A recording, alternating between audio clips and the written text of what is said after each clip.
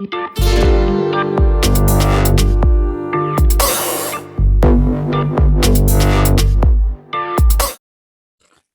and welcome to the Words of Life Prophetic Daily Devotional, the more sure word of prophecy with Sean A. Mitchell. Well, we are on episode 14 now on Jesus' sayings for successful living. So let's go straight to the scriptures today. Matthew chapter 5, verses 33 and 37 in the New King James Version says this. Again, you have heard that it was said of old, you shall not swear falsely, but shall perform your oaths to the Lord. But I say to you, do not swear at all, neither by heaven, for it is God's throne, nor by the earth, for it is his footstool, nor by Jerusalem, for it is the city of the great king.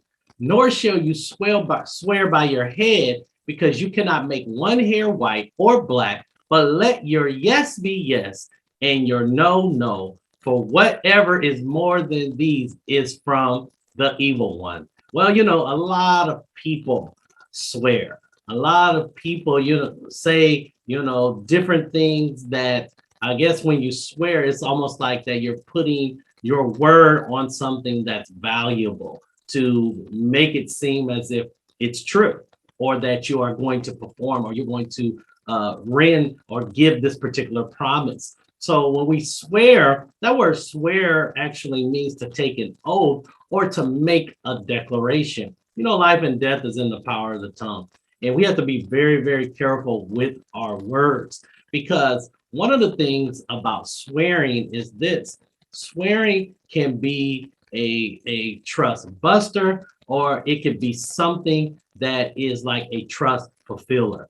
And when you don't hold to what it is that you're going to say, then you know what? It causes people to not trust you any longer. Let's look a little deeper at this, and let's see what the Passion Translation actually has to say. And this is how the Passion Translation says it.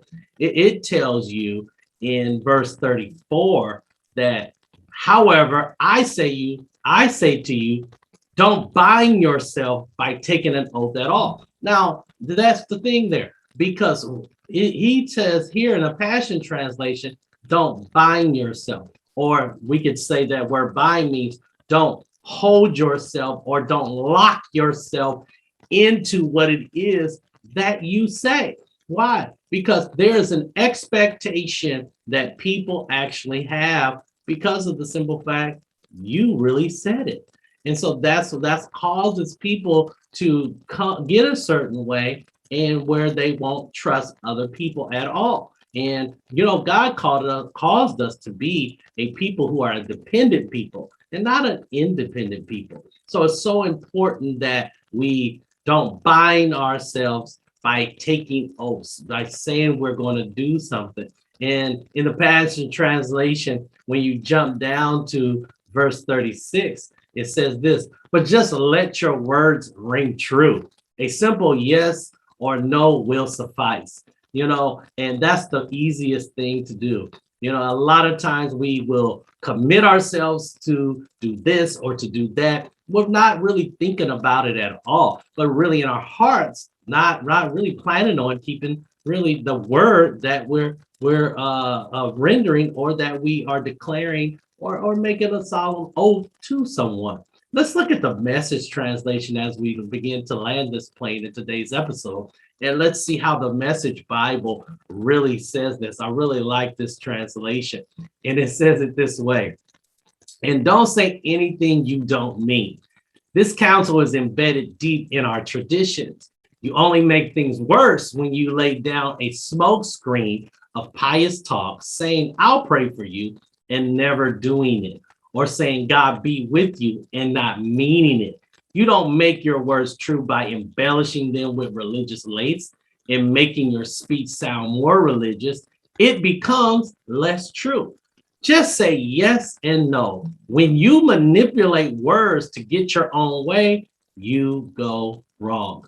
Wow, I really love this translation. Don't say what you don't mean. And then he even goes in and he says, you know what? We're deep embedded in our traditions.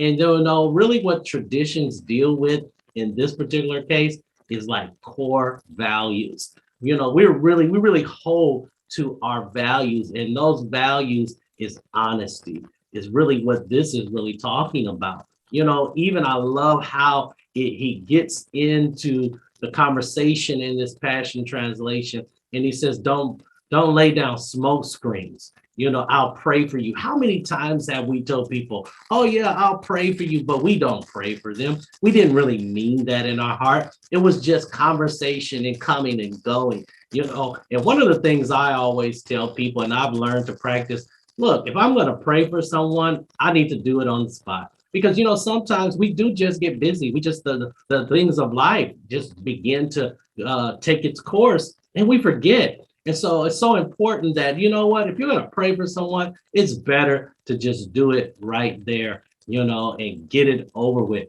so you don't forget. Why wait anyway? If they need prayer, it's probably something that you need to take care of right then and there on the spot.